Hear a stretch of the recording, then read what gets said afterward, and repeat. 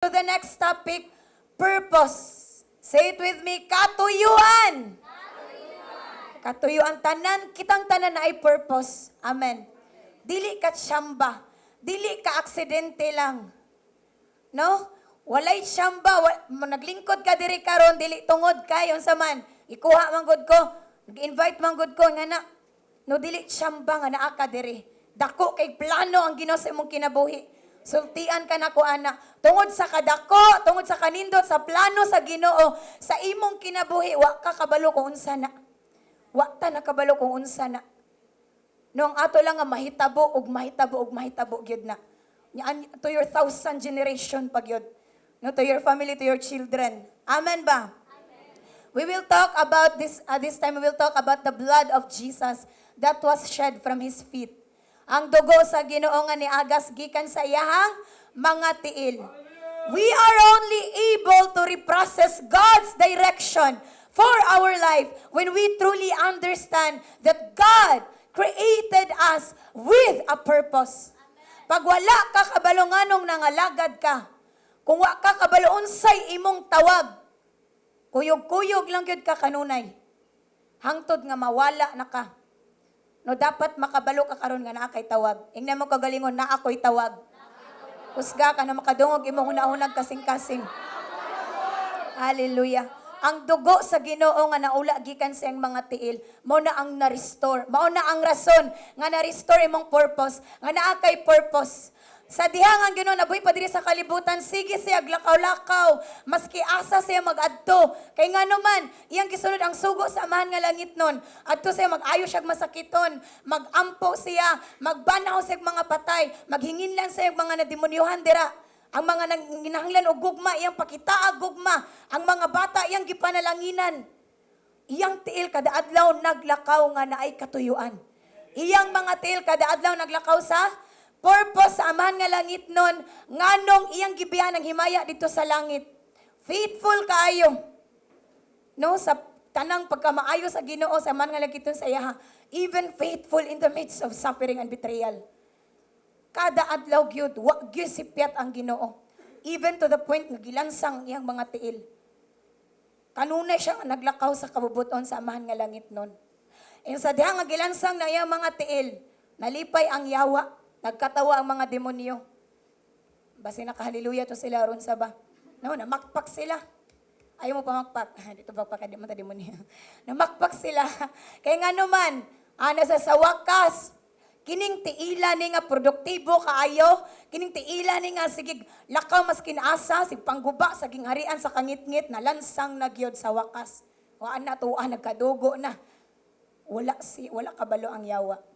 Wala kabalo ang yawa nga pagkatong dugo gikan sa tiil sa Ginoo matransfer dira sa imuhang mga tiil, magkaroon ka og purpose. Naka-perceive ba ka na? Hallelujah. No makasabot ka nga ikaw ako na itawag. Di lang ka tiktokeris sa panang mga tiktok tik tik tak tak dira. Ano? Anak ka sa Ginoo, di lang ka anak sa Ginoo, dapat makabalo ka nga na kay tawag. Ayaw kalimti nga nay rason ang Dios nganong iya kang gibuhat. Niya focus on that God's divine purpose for your life. Amen. When we say divine, tanong maingon divine. May tag divine, balaan na. Imong tawag divine. Balaan imong tawag mo, di na mo makita diri sa kalibutan. Makita nimo na dira sa Ginoo. Mo nang di ka mo alagad sa Ginoo, walay katagbawan. Tinood, no kung di mo ihalad sa Ginoo imong kinabuhi, walay katagbawan. Feeling mo na kay gustong buhaton kabutono na kaon sa mangyud ko kinsa mangyud daay ko. Bisan unsa nang gibuhat pag adlaw mura ra man gyapon ko way gibuhat. Kay wa ka nag-fulfill sa imong tawag. And your calling is divine. Di nimo na ma-discover hangtod nga wala kay connection diraa sa Dios who is divine also. Your life has a purpose. Na ay katuyuan ang Ginoo sa imong kinabuhi. Wala ka gibutang sa Ginoo sa kalibutan para maulipon sa sala, sultian ta ka. Wala ka gibutang sa Ginoo sa kalibutan para wala ka gibutang sa Ginoo na maproblema, tagang kay kasakit, dili plano sa Ginoo magpabilin ka ni ana. Ayaw ka tong sa gisulti sa mga tao nimo, di na tinuod. You are who you are according to what God says. Amen. No, dili maka-define ang mga tao nimo. naa sa Ginoo, sa pulong sa Ginoo, kung kinsa gyud ka. Balik tayo in the Garden of Eden. Kadtong si Adan og si Eva nag-disobey sa Ginoo. Sa diyang gikaon nila ang kadtong bunga sa kahoy in the center of the Garden of Eden. Kung magbasa ka sa Genesis, kadtong nga kahoy na ato sa center sa Garden of Eden. Sa diha nga gikaon to sa babae, gitagaan niya iyang bana, dito na corrupt ang purpose sa mga tao. The very purpose nga gibutang sila sa Ginoo in the garden is to be a manager. Mag-manage sa tanan nga mga kahayupan, sa tanan nga mga gipangtanom sa Ginoo dito. Manager sila. Even ang mga tigre even the lion and the tiger, di nang katul ha. No? Sila ang mo-manage. Mao na ang purpose sa Ginoo nimo. Manager. Ambassador. The head and not the tail. Amen ba? Naka-perceive ba ka, anak? Sa diha nga nag-disobey sila sa Ginoo, na-corrupt to nga purpose. Nakawat to nga purpose. Manamatinga sa imong kinubis, ang saan imong eskwela, negosyo, trabaho, selfie, post, my day, my night, today, every day, sa pana. No, wala, gyapon matagbaw. No, bisa unsa ni magipalit nga cellphone. Oppo, Tindog, no? O Oppo, Vivo, sa pana dira. Wala gyapoy katagbawan. Wala gibuhat sa Dios ang mga tao, wala tagibuhat sa Ginoo para mahimong saman. Ulipon para mahimo to addiction and wrong desires and incorrect thoughts, nor to live in a state of depression or to oppress others. Dili plano sa Ginoo nga mabuhi ka ning kalibutan ng way paglaom. Dili plano sa Ginoo wala tay bugas ano nga mga matay na tani. Way sapot tanapi sapon sa nadira. Dili plano sa Ginoo. Kung ikaw karon naglingkod ka na minaw kami ka nga uli na pagid ko sala ang ani wala pagid ako nigibuhian o pagid ko naka let go ani. Sultian ka na kuwa ka sa kabubuton sa Ginoo. Kay dili plano sa Dios nga ang iyang niluwas, nga ang iyang gipakamatyan magpabilin nga ulipon sa mga sala nga iyang giangkon, that divine exchange pag ma-perceive nimo na makalakaw ka sa imong tawag. Amen ba? Dalaygon ang Ginoo. No, so dapat makabalo ka nga ang second Adam, gilansang ang iyang mga tiil, nagkadugo ang tiil ni Ginoong Kristo. Niingon siya, I am the living bread that came down from heaven. Siya ang pan sa kinabuhi. Sa diha nga makabaton kanini nga klase sa pan, no? Makabalo ka sa direksyon nimo. We pray nga apil naman ang kaning DNA conference, you will be able to discover that garden of blessings nga giandam sa Ginoo nimo. Genesis 2:8, now the Lord God had planted a garden in the east of Eden, and there He put the man He had formed. No? Every creature, kada usa nato, giandaman ta sa Ginoo og garden of blessing. Gusto siyang makadiscovery kani ana. Gusto siya nga ma-restore ang purpose nimo nga gikawat sa yawa. Gusto siya nga ma-restore ang imong identity, ma-restore ang imong energy, ma-restore imong kalipay. Gusto sa Ginoo na, especially mga batanon, even mga ginikanan, no? Gusto sa Ginoo nga kada mata nimo, kada alagad nimo, kada eskwela, trabaho, ni kalayo sa matag negosyo. No, magdala ka og revival. No, mahimo ka nga inspiration sa uban. Showcase sa glory sa Ginoo. Amen. No, you are made in the image of God. Sa giingon, no? Kung naka-perceive ka, dapat beyond ka. No, gwapa ko, made in the image of God ko. Made in the image of God ko, lahi ko kung mahigugma. Made in the image of God ko, dapat magpagamit gid ko sa Ginoo. Kay made in the image of God, manday ko. Countless of blessings. There is a heavenly bank that will never go bankrupt if mag-alagad ka sa Ginoo. No? Dalaygon ang Dios. Asa naman tadapit? Okay. So dako kayo plano ang Ginoo sa imong kinabuhi. Giingon diri ano? 1 Corinthians 2:9, it is written, what no eye has seen, what no ear has heard, and what no mind has ever conceived. No, for the good things that God has prepared for those who love Him.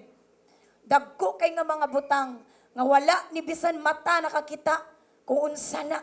Wala ni bisan dalungga nakadungog, kung unsa ng plano sa Ginoo nimo.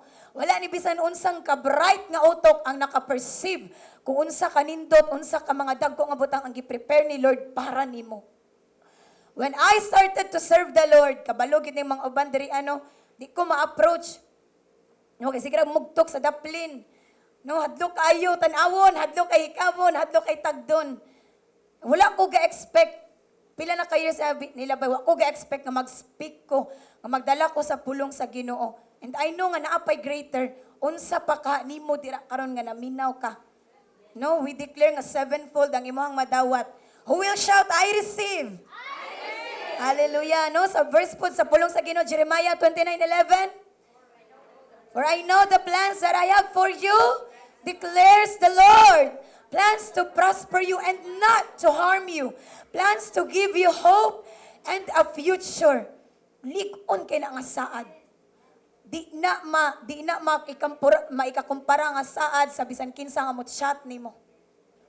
Sultian ka na ho. Unay mo chat ay ko labda kay na ko'y tawag.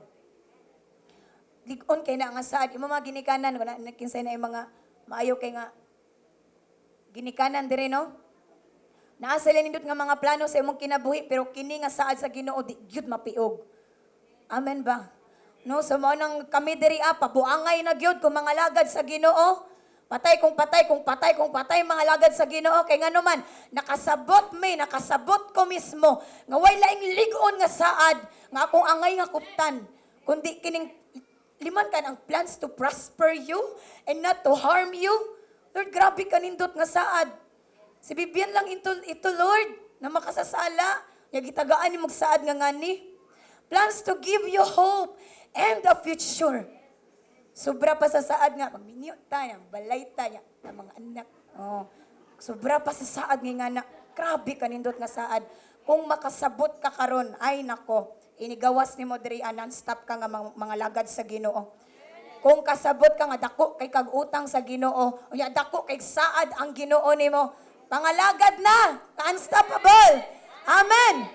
No, na mga struggle, na mga suffering, na mga isulti sa uban, pahinumduman kanila, kinsa ka kaniadto, katawa lang. Ayaw ko ninyo glabda, ayaw ko ninyo langanan, na ako'y tawag, na ako'y Diyos nga nitawag na ho.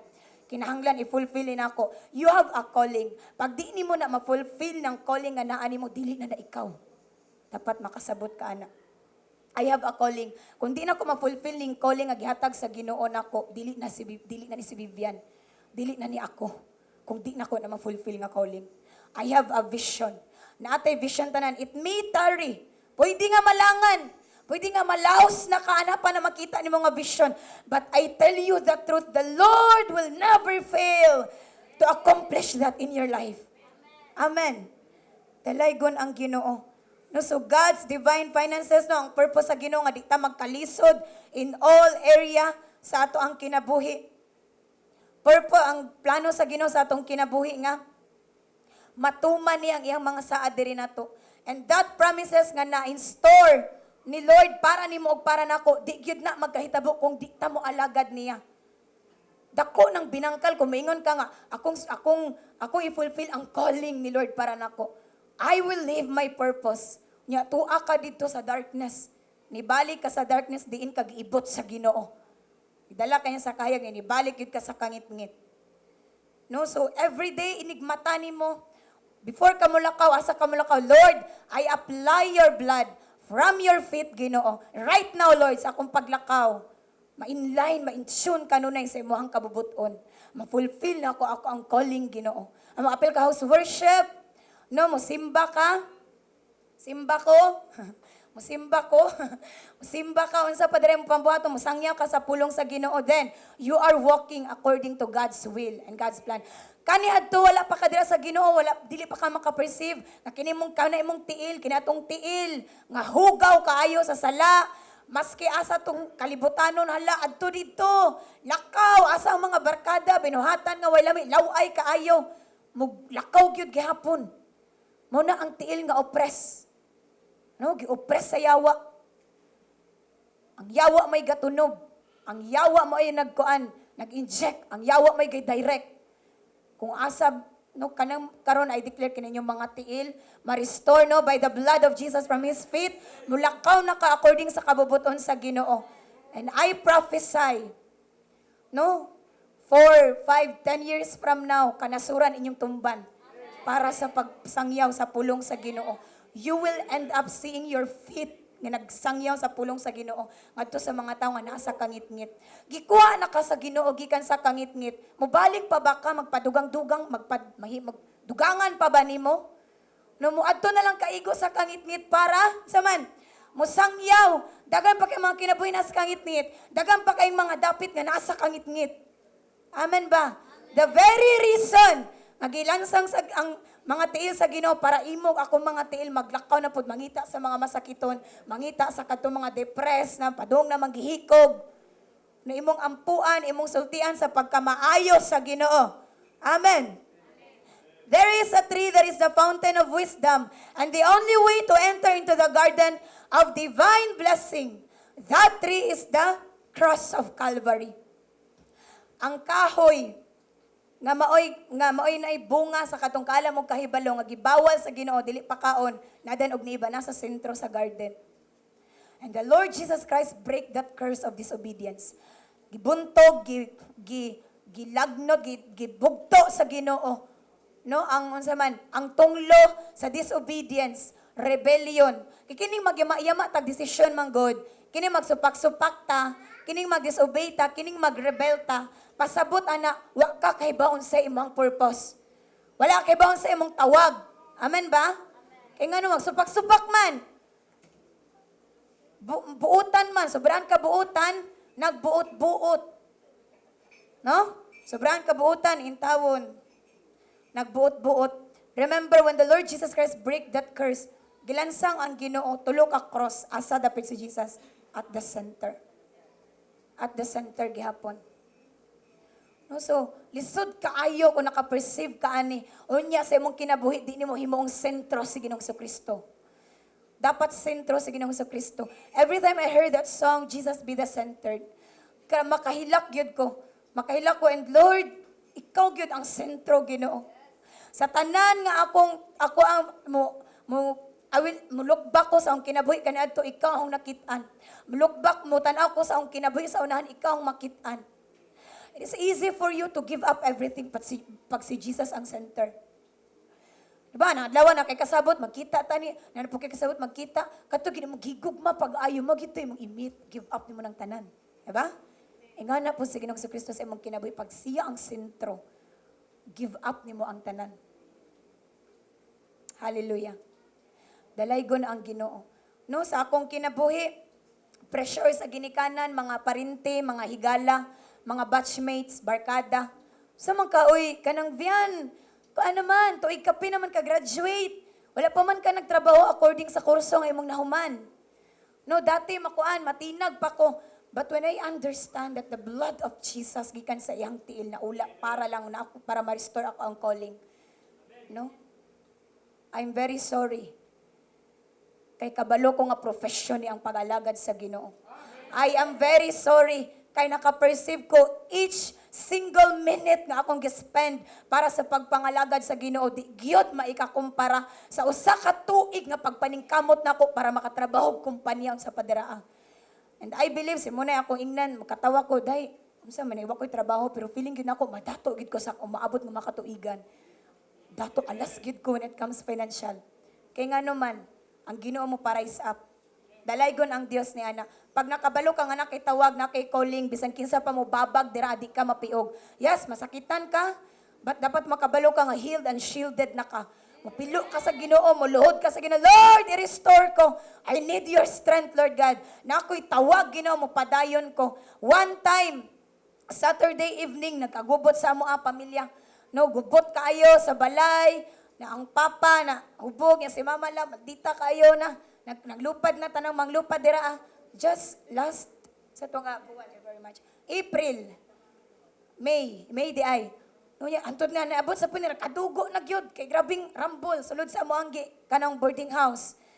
No, kaming mama lapugong, hilak, singgit, dira Kaligo-ligo namin ni mama sa dugo. That was Saturday night. And ugma, simba da yun. Wala ko'y tulog. Sige ra kog hilak, paagaw na kog hinilak, tanang silingan na mo, comfort na. Iko kinahanglag comfort ninyo, labi na kawa mo nang alagad sa Ginoo, tapik na akong kaugalingon. Grabing hilak, ligo gapos dugo, ang sanina og short puno sa dugo. Witness good si kuan ani usa sa mga disciple. Sige raghila kantod nga na alas 4:00. Ilis dayon dong sa church. Sa mga pastor, di na ko mga lagad kaya akong pamilya ni nanak ko. Lisod pag may nganak ko. Di na ko mga lagad kay kuan. Walay na itabos ang family. Asa naman ang breakthrough, Lord? Asa naman ang revival? Nag-survey ako nimo. Bagag na ang kondisyonan pang Ginoo. No? Mana, Lord, malagad ko nimo. Naay resulta or wala, dalaygon ang imong ngalan. You are my very reward. Si Lord lang sapat na. Amen ba? No, dalaygon ang Ginoo. No, simba diri Domingo pag sayo kay diri ng pastor balik dito isetol, balik dito ngay pasaylo nga na, balik ta po diri simba lead paggaway tingog, dalaygon ang Dios. Kay nakasabot sa tawag, kay nakasabot sa purpose. Dapat mo simba ka baski way pliti. Dapat mo alagad ka maski ang tanan ng yamid na nimo. Balhig relihiyon. Na nga buang na korap na yung simbahan unsa pa na dira. Sige, persecution pa more. Dako na kay kugbay sa langit ba? No? The more ka nga murbarog nga ligon, maski unsa pa persecution, no? The more nga magkataas ang level sa imong calling. The more nga magkataas ang level sa imong calling, makita nimo the more daghan nga mga tao nga maluwas dira sa tiilan sa Ginoo. Not because you are good, but the God you are serving is great and good. No? Di ta kinahalag mga great man. We only need great God nga mukunsad sa tagsa-tagsa nato. Dalaygon ang Ginoo. Focus sa imong tawag.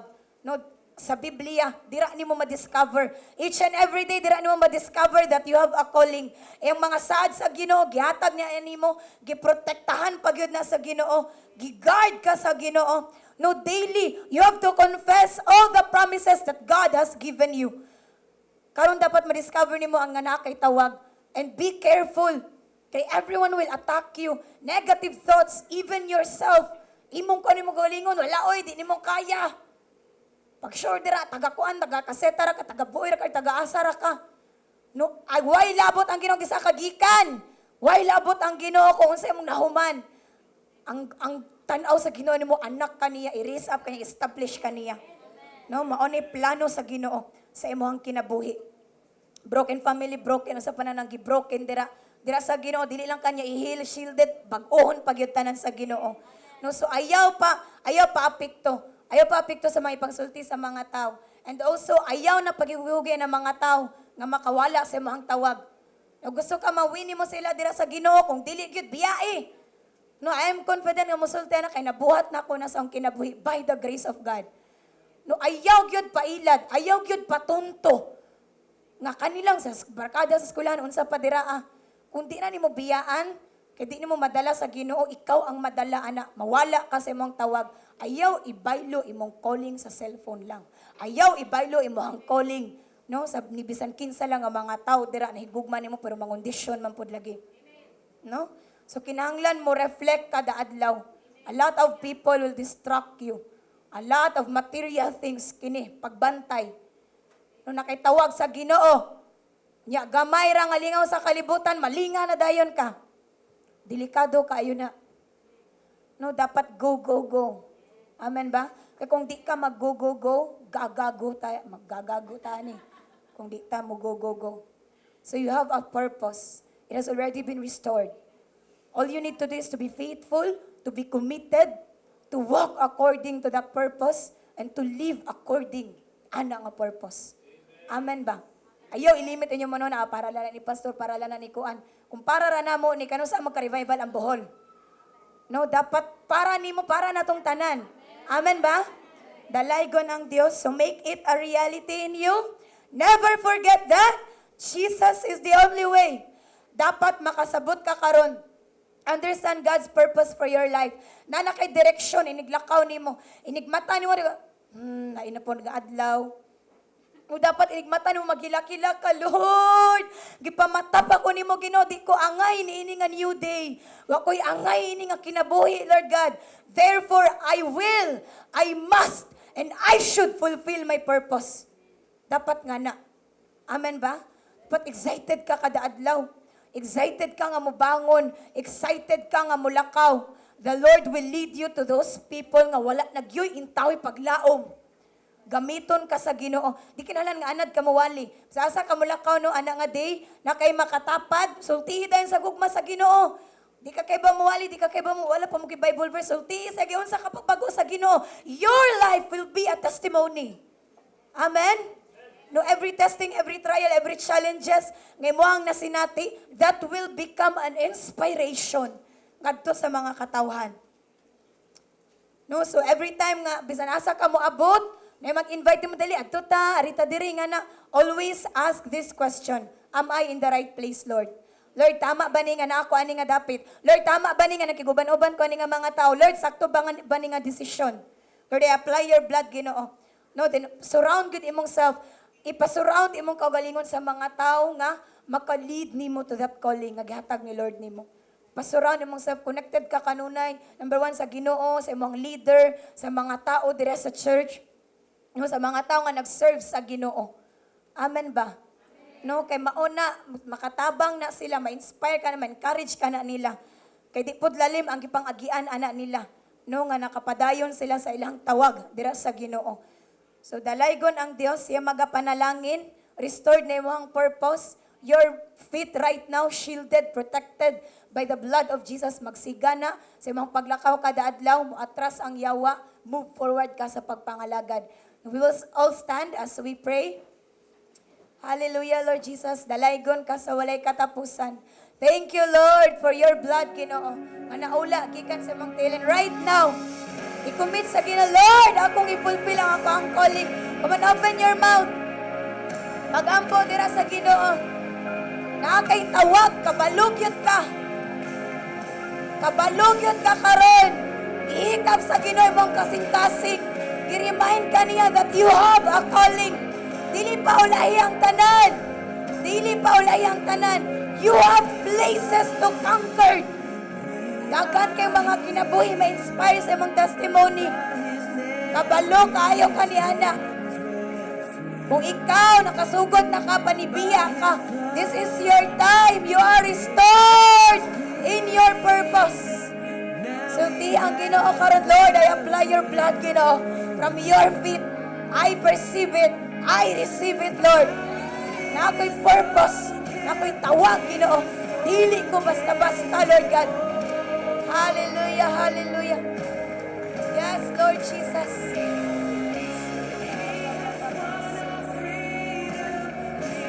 Right now, you can claim. I-claim ang kaluwasan sa imong mga silingan. That is your purpose. Magsangyaw. You have the gospel. You have the power. You have the word. You have the anointing. Right now, i-claim ang mga kaluwasan sa imong pamilya, sa mga silingan, even ang mga kanasuran. Right now, claim.